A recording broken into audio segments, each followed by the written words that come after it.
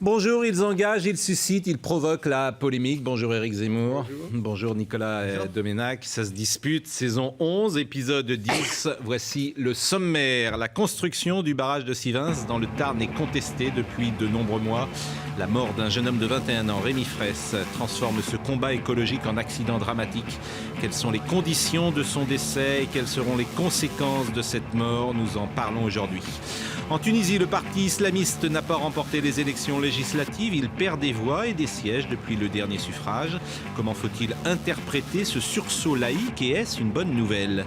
La cour d'assises du Loiret a condamné cette semaine une femme à 10 ans de réclusion. Elle avait tué son mari en 2012 après des années d'enfer conjugal, ponctué par des coups et les viols de ses propres filles. La sévérité de ce jugement a interpellé nombre d'observateurs. Le verdict qui dérange. L'actualité cette semaine, c'est aussi la ministre de la Culture, Fleur Pellerin, qui ne lit pas Modiano, ou Bernard Accoyer, ex-président de l'Assemblée nationale, qui se déguise pour une émission de télévision afin de mieux comprendre les Français, dit-il. Hashtag CSD, vous pouvez réagir. Mais nous allons donc commencer par le drame de Sivins dans la nuit de samedi à dimanche dernier, en marge de la manifestation contre le projet du barrage de Sivins dans le Tarn. Un jeune homme est mort dans des circonstances que l'enquête déterminera. L'ancienne ministre de l'écologie, Cécile Duflot, a regretté mardi matin, au micro de France Info, l'absence de réaction du gouvernement avant que Bernard Cazeneuve et François Hollande ne réagissent. Aucun membre de ce gouvernement, qui avait pourtant théoriquement fait de la jeunesse une priorité, s'est exprimé pour présenter ses condoléances, pour dire qu'il regrettait infiniment ce qui s'était passé. Donc je pense qu'on est face à une situation qui est pour moi absolument intolérable et qui va finir par être une tâche indélébile, je le dis, indélébile sur l'action de ce gouvernement. Un certain nombre de propos qui ont été tenus ce matin sont des propos qui m'ont choqué, qui relèvent d'une instrumentalisation politique sans vergogne d'un drame. Et cela n'est pas acceptable et doit être condamné là aussi avec la plus grande fermeté. Je ne peux pas accepter que dans un pays, on se déchire sur le drame humain qui vient de se produire près du barrage de Sivins. Là, nous sommes face à une affaire d'État, rien de moins. La meilleure conclusion et les meilleures manières de respecter la mémoire de ce jeune homme et de ne pas construire un barrage sur un cadavre, c'est d'annuler la déclaration d'utilité publique. Éric Zemmour, une tâche indélébile. Est-ce que vous partagez l'analyse de Cécile Duflot? Moi, je suis admiratif de Cécile Duflot. Parce que là, on est dans la récupération politicienne de haut vol. Un modèle. Il faudrait quand même le donner en modèle dans les écoles de politiciens. Elle a remarquablement joué. Elle a fait exactement ce que la gauche aurait fait et a fait, la gauche tout entière, si ça avait été la droite au pouvoir. En fait, c'est le Malik Oussekine de Manuel Valls.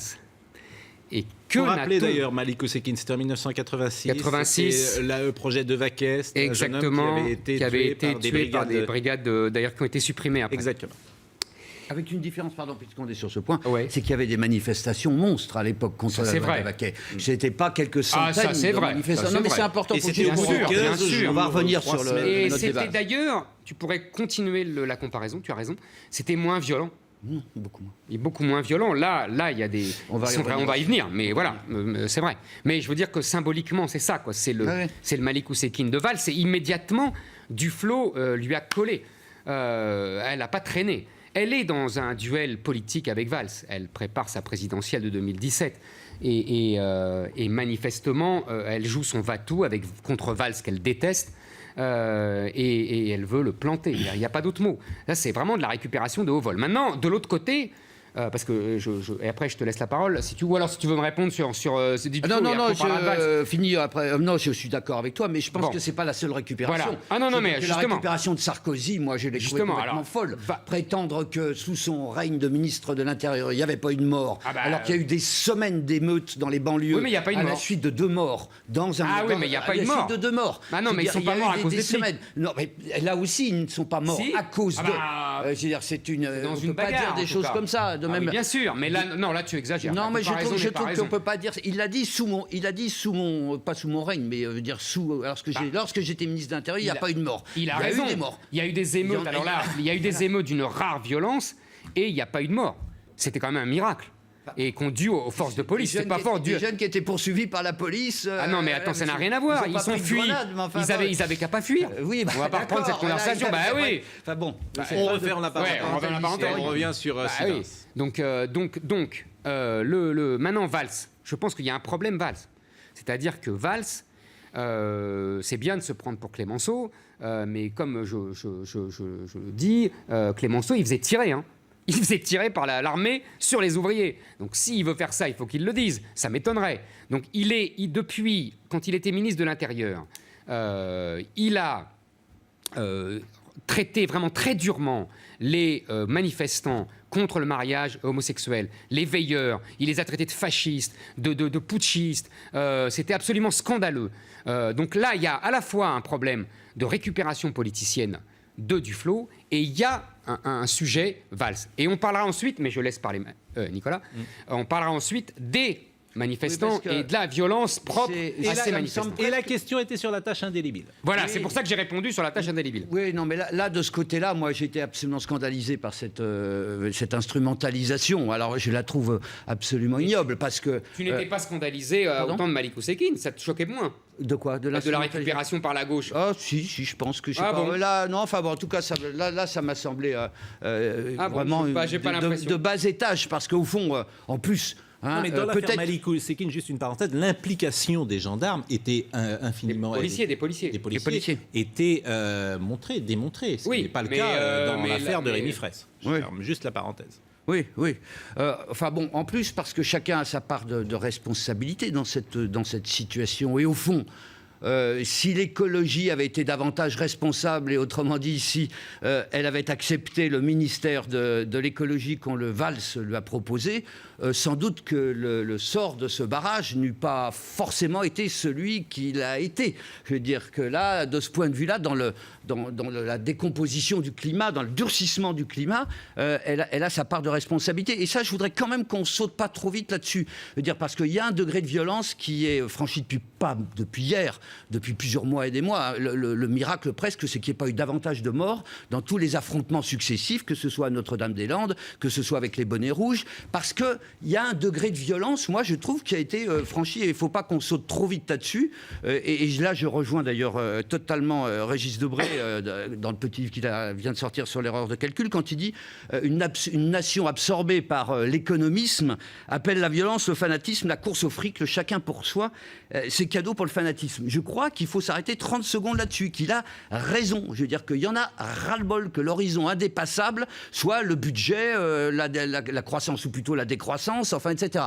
Si on n'offre pas des horizons, si on n'ouvre pas des espérances, je veux dire, on conduit immanquablement à la violence. Deuxième point, je pense que, là j'anticipe, on avait dit qu'on en parlerait après, donc je saute sur le débat Valls parce que ça me semble moins intéressant, Valls-Duflot, même si politiquement c'est passionnant. Bon, deuxième point, qui sont ces violents, qui sont ces radicaux? Moi je tiens que ce sont ces zadistes, comme ils s'appellent là, ces défenseurs de zones à défendre, c'est des zémouristes en petit.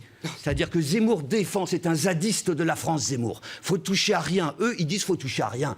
Faut maintenir la France telle qu'elle est, dit Zemmour. Eh ben eux aussi, ils disent surtout ne touchons à rien, le progrès c'est mauvais. Bah, ce que dit Zemmour, je veux dire, c'est ses frères plus violents, mais au fond, c'est le bras armé, encore une fois. C'est les mêmes qui font exploser le plug anal là, de la place, et puis qui font exploser l'aéroport de Nantes, le plug de Nantes. C'est la même chose.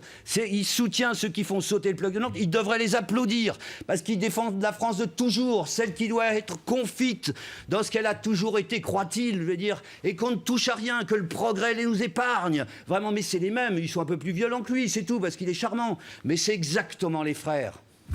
Ah, c'est intéressant. C'est une thèse que tu n'avais pas entendue encore. Non, c'est pas ça, c'est que ça les scandaliserait. Oui, c'est ça qui m'amuse beaucoup.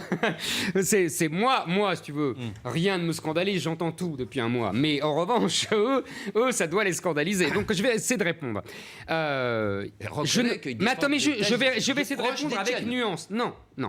Mais je vais essayer de répondre. Il y a effectivement, mais tu ne peux pas dire d'un côté, il ne faut pas s'enfermer dans l'économisme, et d'autre part, dire qu'il ne faut pas non plus refuser un certain productivisme, la soumission aux lobbies, aux grandes surfaces, au productivisme de la FNSEA. Je veux dire, c'est pas leur revendication. Dieu sait si je suis loin de cette mouvance, on va y venir. Mais leurs revendications philosophiques ne sont pas illégitimes. Effectivement, nous avons trop. Mais c'est pas les mêmes que moi parce que c'est pas la même mouvance. Mais effectivement, ils défendent aussi un certain art de vivre, une beauté. Oui, il y a rien de honteux. Il y a rien de honteux. Il y a rien d'ignoble. Il y a rien d'ignoble. Maintenant. Dans le refus radical du progrès. Maintenant, mais le progrès, Nicolas, radical. Le progrès, depuis 1914, on sait que ça donne la guerre de 14. Ouais. Alors le progrès, tu sais, il faut y à boire et à manger. Hein. Et on le sait depuis un siècle. Ça ne donne pas que la guerre de 14. Non, bien sûr. Ça ne donne pas que la guerre de 14, mais ça donne aussi la guerre de 14. C'est une vision raccourcie. Non.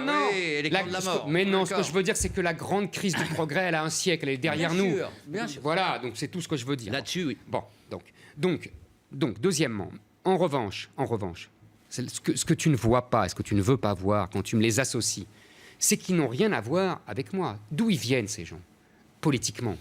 Ils viennent des années 70 que je dénonce, que je déconstruis. C'est la fascination pour la violence de l'extrême gauche écologique.